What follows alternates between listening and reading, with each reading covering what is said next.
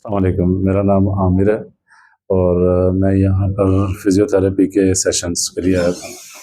Doctor ने मुझे approximately surgery recommend कर दी थी आफ्टर मेरी एमआरआई के बाद, because they said gets your disc can bulge.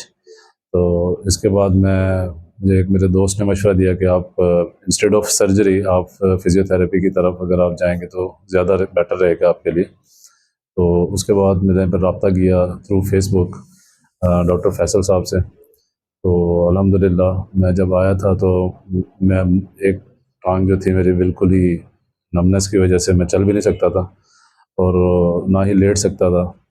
तो मैं जब आया हूँ तो उसके दूसरे तीसरे सेशन में मेरा पेन ख़त्म हुआ है और आज मैं अल्हम्दुलिल्लाह 7 सेशंस कंप्लीट करने के बाद मैं बिल्कुल ठीक हूँ।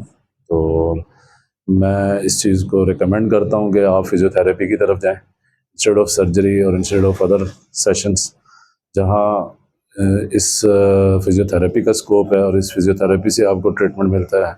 आपके जो मसल्स और जो आपकी स्ट्रेचनेस यहाँ पर होती है, मेरा नहीं ख्याल कि वो मेडिसिन से या सर्जरी से ठीक होता है।